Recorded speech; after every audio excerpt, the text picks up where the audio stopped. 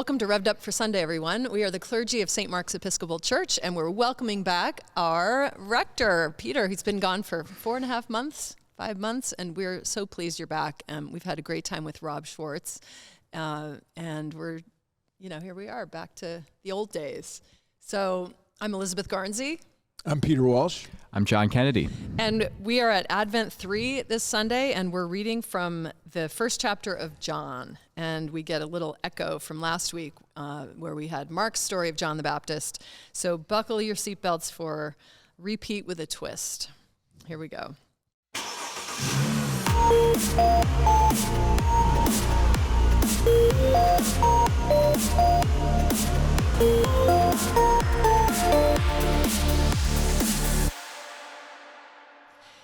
This is John 1, 6-8, 19-28. There was a man sent from God whose name was John. He came as a witness to testify to the light, so that all might believe through him. He himself was not the light, but he came to testify to the light. This is the testimony given by John when the Jews sent priests and Levites from Jerusalem to ask him, "Who are you?"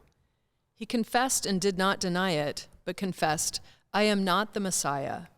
And they asked him, "What then? Are you Elijah?" He said, "I am not." "Are you the prophet?" He answered, "No." Then they said to him, "Who are you? Let us have an answer for those who sent us. What do you say about yourself?" He said, "I am the voice of one crying out in the wilderness, 'Make straight the way of the Lord,' as the prophet Isaiah said."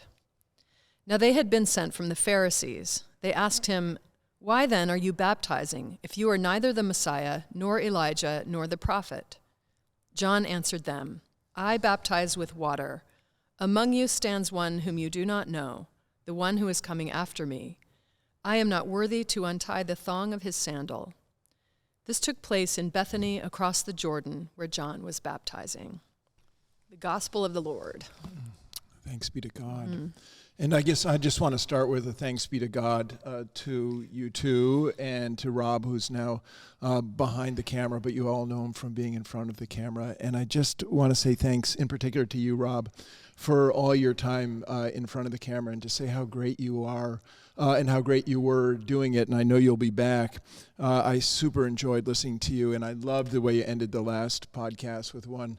I don't agree with the one greater than I is coming, but I really did appreciate the I don't want to touch his sandals comment. That was good. I was actually trying to add up how many miles went on my sandals while I was away, and it's way up there. I'm up around 80,000 miles. That's on incredible. My sandals. I mean, that includes plane flights, of course.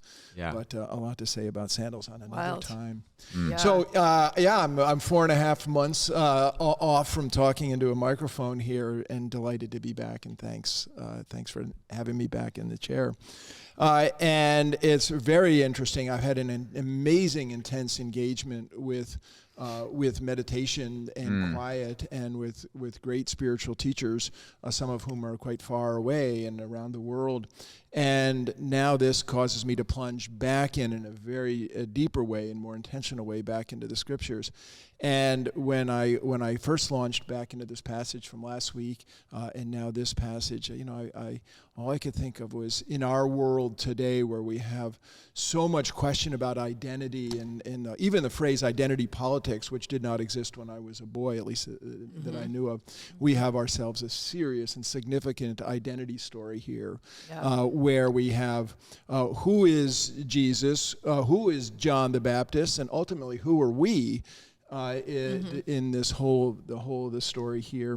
And not only do we have that, but we have it in John's gospel, packaged in John's gospel, which is, of course, so different than the conversation you guys had last week when you were talking about the packaging, gospel packaging that you get in Mark. And in John's gospel, you get something that really, really does feel like, if you want to put that lens on, you want to put those glasses on, a trial. That Jesus is on trial, always having to defend his personhood, who he is, and what his mission is, and his chief witness, is John the Baptist. And so off we get with the whole story begins with the word witness. There's nothing in here or little in here about all the reverberations of other Johns, but the word witness is used 33 times in John's gospel and only twice in the other. Wow. In the other gospels. And so, and we have testimony, we have all this legal language because it's Jesus who's on trial. Right. And John's the guy who's the first guy up in the seat. This John passage is quite a departure from the way Mark tells it, to the point where the identity of John, according to the telling, he's not so much John the Baptist here, he's John the Witness. Yeah. And I think the emphasis is far more upon that than it is on his baptizing until we get to the reference at the end of this passage. Yeah, that's fascinating. I mean, I find John such an interesting character in every depiction we get of him in the Gospels because he is a somebody, so much so that Josephus, the great Jewish historian of this, rough period, wrote more about John the Baptist than about Jesus. John the Baptist was an incredibly charismatic and consequential figure, and people were drawn to him as they are to charismatic, holy men and women. And he could have very well launched his own Messiah movement. He could have very well read the signs, if you will, of him being sort of given this fire in his being that people were drawn to as a sign that he's the guy. And he says, "I'm not the guy." It's amazing. At the height of his popularity, he says, "This is not my show. I'm not the one that you really should be paying attention to. I'm not the one you should be devoted to. This is about somebody else." It's an amazing thing. Yeah. I mean, he is. You're right. He's absolutely enormous. He is a problem for the religious authorities in Jesus' day, and he's a major problem for the early church. Yeah, and the early church spends a lot of ink making this guy smaller than Jesus. Yeah. They really do. And I also say that I think the lectionary does some pretty odd things. We have 4 Sundays in Advent, and of course, I don't get a vote, but I don't actually like how Advent begins. I don't like that it begins with the end of time and the end of the world. I don't think that's the right spot to begin. Mary gets 1 Sunday out of 4, and John gets 2. So, I mean, I'd much rather sort it out 2 and 2. For sure. But we get John is a problem for the early church. And I mean, we know even today there's a sect called the Mandeans who still follow John as the last and greatest prophet. There's something like 60 to 80,000 Mandeans in the world today. That used to be mostly a Middle Eastern sect. And Islamic extremism and life in Iran and Iraq hasn't been so well, so their numbers are way down. And some of them, actually, there's a Mandean group in Brooklyn, I think. And so there's 60 to 100,000 people still following John the Baptist as the guy. Wow, amazing. Yeah. That's incredible. Yeah, well, John, I think the early church does, or these writers make him, or maybe they're making him small, but he himself in this exchange, if we just stay in the story of John, he goes to great pains to say who he is not. He knows who he is not as much as he knows who he is. And there's a significant play on word, as we know in this Gospel of John. Every word counts. Every word is on purpose, and many of the words have double or triple intention, right? So there's no accidents here, and the fact that he says, "I am not," is the opposite of Jesus later saying, I am. I like that. I like that. And James Allison points out that when John the Baptist is saying, "I am the voice of one crying in the wilderness," the Greek actually, James Allison says the translation gives us the correct English, not the significant English in this instance, because the Greek does not have the verb "I am." It just says, "I, voice of one crying in the wilderness, make straight the way of the Lord." So it's like he's saying, "I make straight the way of the Lord, I, the voice." So he's not... I, the voice, make straight the way of the Lord. That's interesting. He's removing obstacles for people to enter in the promised land. And, here we have him, it says at the end, this took place in Bethany across the Jordan. So John has taken himself outside the promised land to baptize and sort of make a new way into the promised land.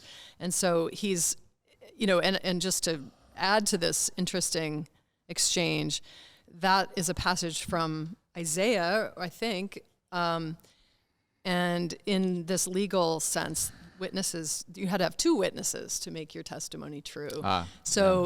One supposition is that Isaiah is the first witness and John. Oh, interesting. The second. I thought you were going to, that's super interesting. I thought you were going to go to a different way with that, which is, I mean, there's no punctuation in the Greek, but in Isaiah, I mean, there's the voice of one crying in the wilderness, make his path straight, or the voice crying in the wilderness, make the path straight. Yeah. So it's the voice in the wilderness, or it's the path, right. Yeah, and so there's, I mean, we all know that the way these Hebrew scriptures are remounted in the New Testament witness, there's a certain flexibility. Yeah, used. And they're employed to serve the they're employed to use the story. So, right. Yeah, but I think in John it is significant on purpose that it's not saying I am, because Jesus is the one who is and always is and always was. Yeah, I am. So for John, he's the voice, but not in that sense that I am. Super interesting. So yeah, I found that incredibly compelling because John is expressly not competing with Jesus, and he's definitely not setting himself up as one to be mistaken for the Messiah. And people project that onto him. And you know, the Meister Eckhart, I think, said, I wrote this down somewhere, but Barbara Brown Taylor quotes him.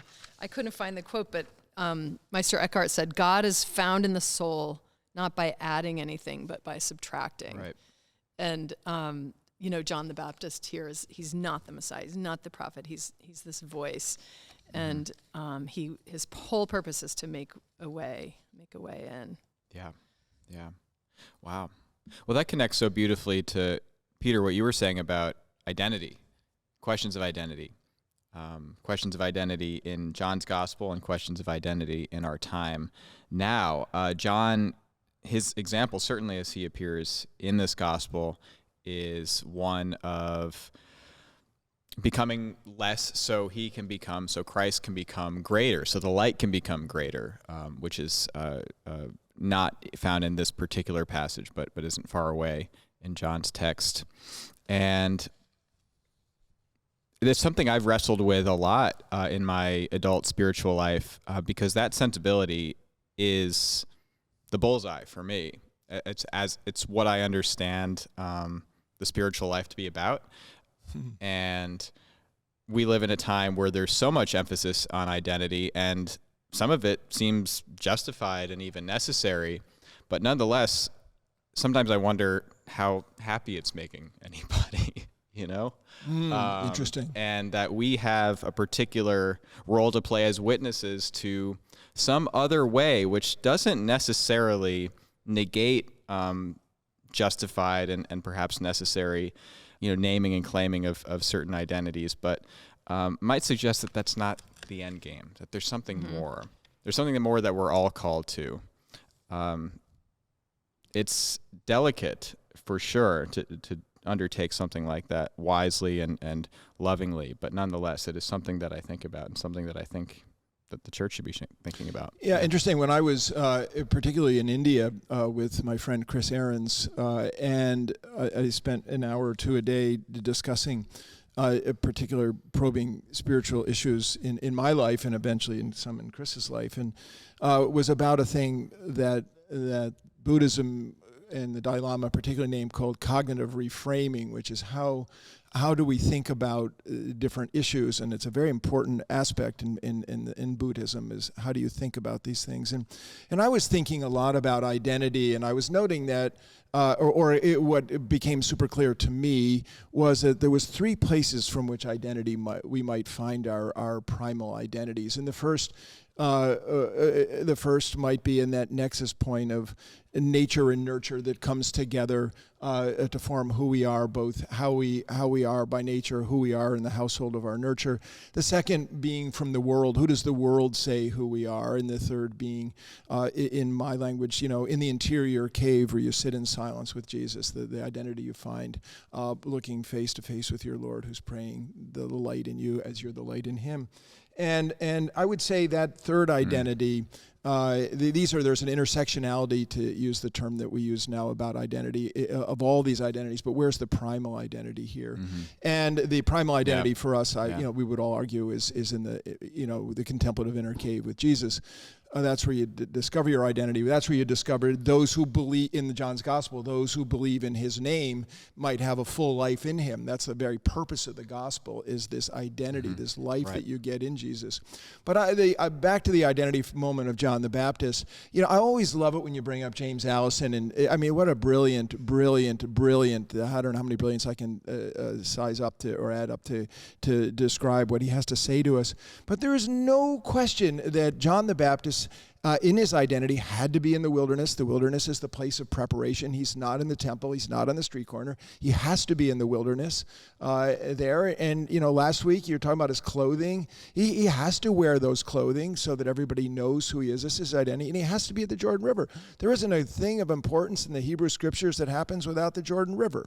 And it is the liminal space from one movement to the next. And the question of Bethany beyond the Jordan, we were there last year in the pilgrimage. We went to Bethany beyond the Jordan to the site, that the World Heritage Site for that, and phenomenal. We got to be there by ourselves, which was amazing. And the river is about 12 feet wide, and we were able to dunk ourselves to some degree in the river, but that there is no Bethany that they can find in Bethany's up, as you know, near Jerusalem.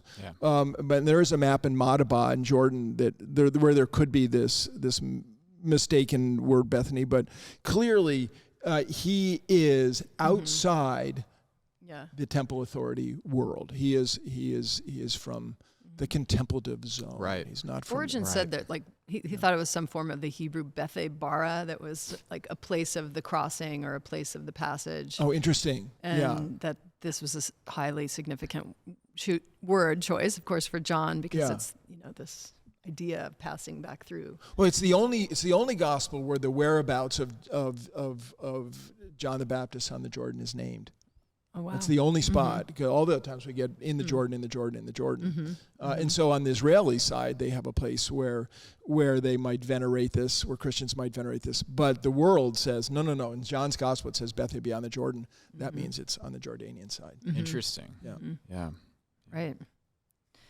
Yeah. Well, in terms of this knowing who this identity that you're talking about, I mean, it's our life quest is sort of to find our true selves, to try and find our identities, and ultimately, hopefully, find them in God. And I think part of that with John the Baptist, I mean, he gets 2 Sundays in Advent. I guess preparing the way is to know, like John, know who we are not, and that's a big exercise in itself, especially as church people or, helpers who think we can be all things to all people. And, we really have to know who we're not in order to point the way to Jesus. And I think one of the great things about John the Baptist is he consistently points beyond himself. And it's so beautifully done here. And maybe I'm just repeating what we've already said, but I think it's just worth emphasizing that for us, there's a real teaching in that we often forget. David Bartlett was my homiletics professor at Yale, and he said something like, when the church can become more comfortable with its loss of authority, or its sort of disappearing authority, will be much more at ease pointing the way to Jesus. Yeah, that's nice. Oh, wow, that's beautiful. And it's true. Yeah. What a beautiful teacher. Yeah, because the authority of Christ just transcends all of our institutional trappings. Yeah. Yeah. Yeah, amen to that. I really do think there is an opportunity with the diminution of the church's relevance, stability in our time, in our culture, to better be able to receive and proclaim the light, better be able to receive and proclaim Jesus, because, I mean, to witness to the light, we have to be able to see the light ourselves. And my experience of the institutional church so far is that I'm not sure how well it collectively sees the light. it's, I think, very often, as it seemed to me, distracted by, we might say blinded by, other much more mundane, temporal things, such as, the same run-of-the-mill stuff that human beings writ large are preoccupied with, especially when they're involved in institutions, prestige, reputation, self-perpetuation. And that really puts us at such a disadvantage, because it means that we can't actually do our job. And we forget what our job is. One of the reasons, Peter, why I'm so excited that you're back with the renewal that your sabbatical has brought, is that this is a gift to all of us here. You've been clear on this stuff for a very long time, but to have been able to take the time and the journey, wow. So I just, thank you, first of all, for the way that you spent your sabbatical, because it really is. It's already a gift to me. Oh, thank you for saying so, because it was a total blast. John, it's interesting on that front. I think that one of the things I was renewed in and almost born again in was the experience, gifted experiences that I received of the being of God. And and to say that the divine as the divine is so beyond our little occupations of it. And Martin Smith, the former head of the Society of St. John the Evangelist, used to say that was kind of like going to the Niagara Falls with a Dixie cup and trying to catch a little bit of it, but it blows the cup out of your hand. And that the divine as the being, as eternal being, and as divine love, and knowing that we are loved in the eternal being, it so transcends the smallness and the shadows with which we live, that our words are unable to catch it. Wittgenstein saying our words are too small, but if we don't have words, we can't know the experiences. And that when you take somebody like John the Baptist, I mean, this is the thing that happened when I was able to have my visitation with His Holiness the Dalai Lama, and as I mentioned to some of you in the sermon, that John the Dalai Lama I experienced as a Himalayan mountain of silence. He'd spent 5 hours of day of his life in silence. He's 88 years old. He started probably when he was 5, and that when he vibrates at a very different level. And when I knelt before him, I felt this energy come out of him that was like I was shot in reverse by the power of spiritual silence, and I was quieted. I was almost like shut up. I don't mean that in a rough way. I mean, I was shocked into silence by His Holiness. He's perfectly named, His Holiness, though he does have another name. And that is what we're talking about with John the Baptist. We're talking about a man who had such spiritual power from being in the desert for so long, as a contemplative, as a man of silence, that his vibratory life was so powerful, so full of God, that it was shocking to people, and they came to him, which is what happens to the Dalai Lama. People pour in from all over the world. He literally is a spiritual treasure. But if you talk to what he has to say, what he has to say about Jesus, it is always the same thing, that he is as of nothing compared to the great bodhisattvas, Buddha and Jesus, and he would add Krishna to that too. These great spiritual lights, and that he's just another guy. He's just one of all these one of all of these human beings. And I think it's reminiscent of what we're talking about with John the Baptist. Is he had that spiritual power, but he had that power to know that there were greater powers, and that Jesus is the greater power. The divine is the greater power, and that's how he can say, "I can't even get down on my knee and untie the thong of his sandal," when that was below what Hebrew slaves could do. I mean, they would give that to slaves from other countries. So, I mean, he's that powerful. I came across another reference to the sandal that again, James Allison. Sorry, everyone. I do read other things, but no, just keep reading that. Just keep reading. I know. Just keep reading. That in the ancient world, if a man died childless, his brother could take his wife and bear children on his behalf, bear offspring. But if that man refused the duty, the person who took it up would untie his sandal. And so this could be a reference to the coming bridegroom, and all that we're going to see cool. in the preparation of the marriage supper of the Lamb. Yeah.